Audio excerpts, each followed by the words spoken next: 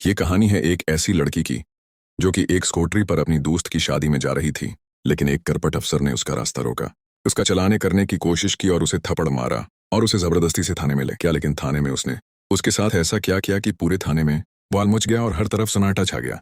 जानने के लिए हमारे साथ जुड़े रहें। आमिना शाह अपनी स्कूल की एक दोस्त की शादी में जा रही थी।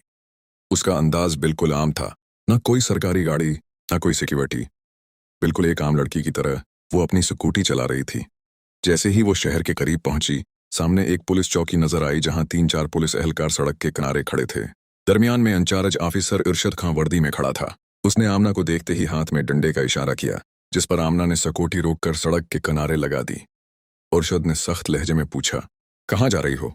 आमना ने आहिस्ता से जवाब दिया, अपनी सहेली की शादी में जा रही हूँ। इरशद ने उसका सिर से पैर तक बगौर जायजा लिया। आमिना एक 30 साल की खूबसूरत और परवकार लड़की थी।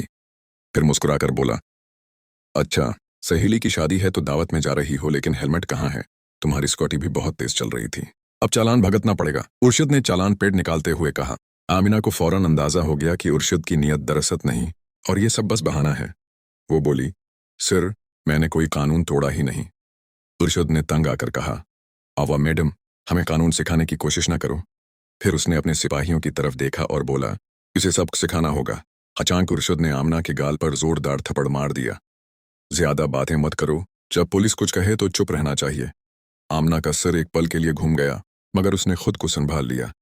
उसकी आंखों में गुस्सा साफ नजर आ रहा था। अरशद अपने साथियों के साथ हंसकर बोला, लगता है अभी भी जद बाकी है। तेरे जैसी कितनी लड़कियां ठीक की हैं, अब अच्छी तरह सबक सिखाना पड़ेगा। एक सिपाही आगे बढ़ा और कहा, सिर, उसे थाने ले चलें, वहां अच्छे से सीवा पानी करेंगे, तब पता चलेगा पुलिस से कैसे बात की जाती है। एक सिपाही ने आमना का बाजू पकड़ा और झटका देकर खींचा। चलो गाड़ी में बैठो। आमना ने हाथ झटक कर कहा, हाथ लगाने की कोशिश मत करना, वरना इंजाम अच्छा नहीं होगा। इरशद गुस्से में आ गया। उसने अपने एक सिपाही को कहा, देख उसका घमंड। सिपाही ने आगे बढ़कर आमना के बाल खींचे और उसे जबरदस्ती घसीटने की कोशिश की। आमना दर्द के बावजूद उठ खड़ी हुई, मगर अभी तक अपनी पहचान नहीं बताई थी। वो जानना चाहती थी कि ये लोग कितने नीचे गिर सकते हैं। तभी एक पुलिस एहलकार ने गुस्से में आमना की स्कूटी पर डंडा मारा और बोला, बड़ी शरीफ बनती है, अब तेरा खिलौना बनाकर खेलेंगे। आमिना को अच्छी तरह अंदाजा हो गया था कि अब उसके साथ क्या होने वाला है और ये लोग कितने बदतमीज हो सकते हैं।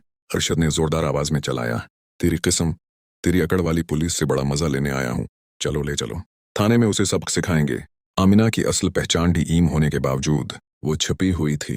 वो देखना चाहती थी कि ये लोग इंतजामिया को कितना बदनाम कर सकते हैं और कितना जुल्म कर सकते हैं। अरशद अब सख्त झंझला गया था।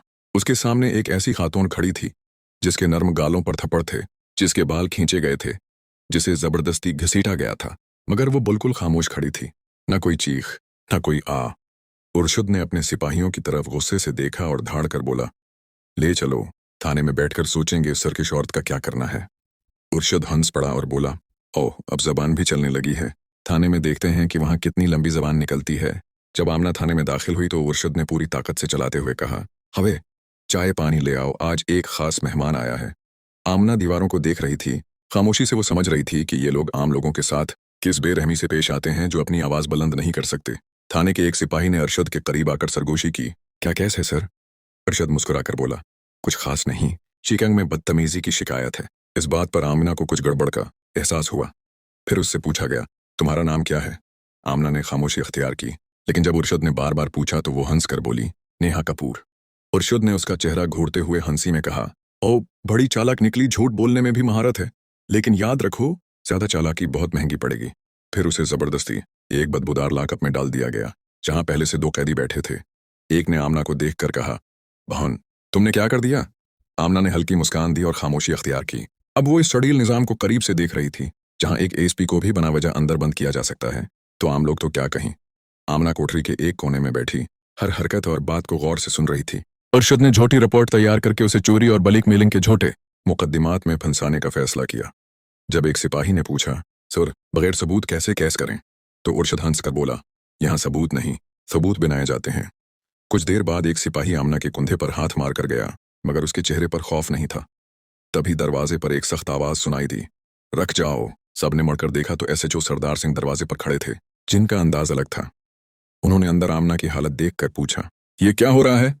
उर्शद मुस्कुराकर बोला, सर, एक मामूली खातून हद से ज्यादा जद कर रही थी, सबक सिखा रहे हैं।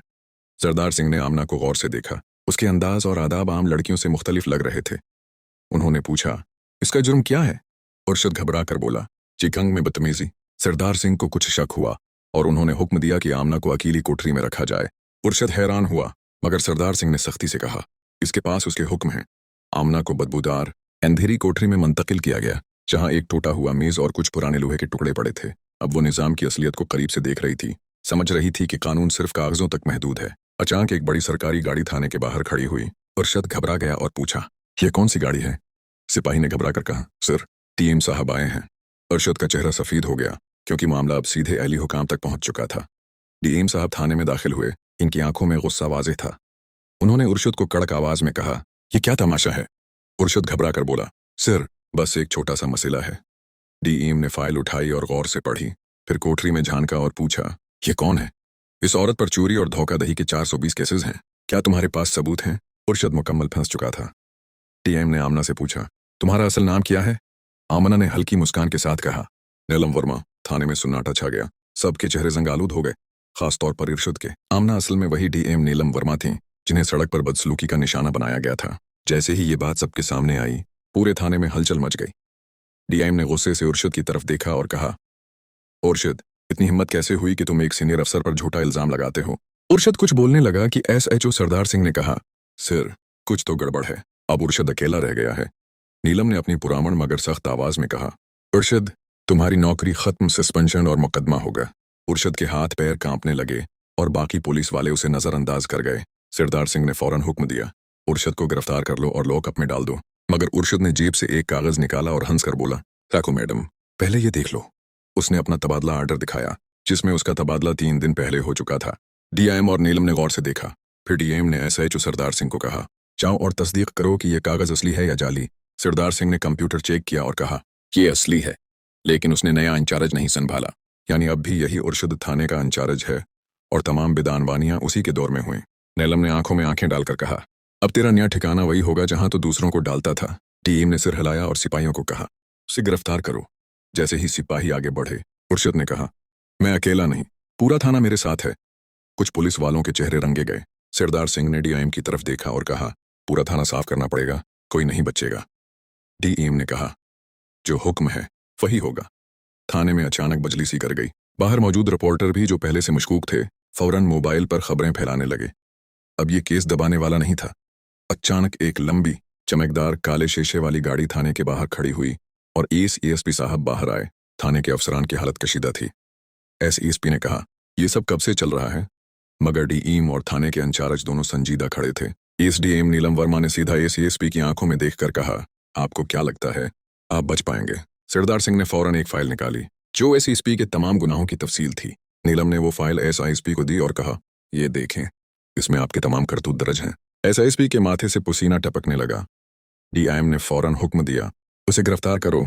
पूरे थाने में हैरत की लहर दौड़ गई। इस बड़े अफसर को पहली बार यूं खुलेआम लिलकारा गया था। एसआईएसपी की गिरफ्तारी के बाद पूरे इलाके में हलचल मच गई। मामला सीधे वजीर आली तक पहुंच गया, जिन्होंने हुक्म दिया कि इलाके में शामिल तमाम करपट अफसरान को गिरफ्तार किया जाए। अगले 2 दिनों में 40 से जायद पुलिस अफसरान, जिनमें कई अहली अहदीदार शामिल थे, गिरफ्तार कर लिए गए। पूरे इलाके में एक नई हुआ चलने लगी। सब बात कर रहे थे ऐसी डीएम नीलम वर्मा की ईमानदारी और हिम्मत की, जिसने इस बिदानवान निजाम को हिलाकर रख दिया। अब इंतजामिया में एक नई रफ्तार, नई सोच और एक डर था कि कोई भी बच नहीं पाएगा।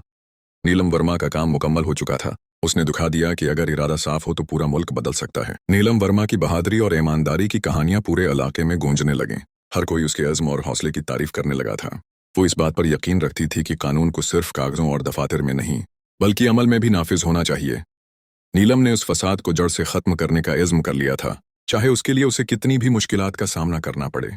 पुलिस के अंदरूनी हालात को ठीक करने के लिए उसने सख्त कदम उठाने शुरू किए।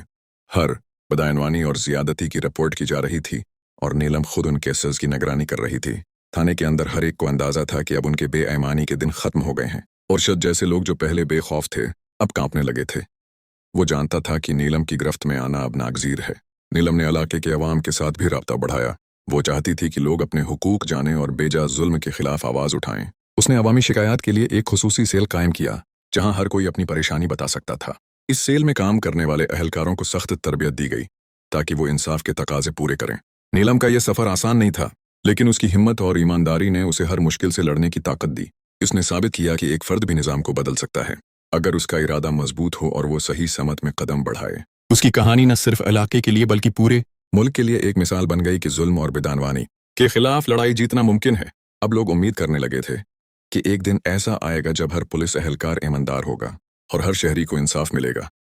नीलम वर्मा की जदोजहद ने इस ख्वाब को हकीकत में बदलने की बुनियाद रखी थी। अगर आपको लगा कि एक लड़की भी सिस्टम बदल सकती है, तो ऐसी ही कहानियों के लिए बिलाल वॉइस ट्यूब को अभी सब्सक्राइब करें।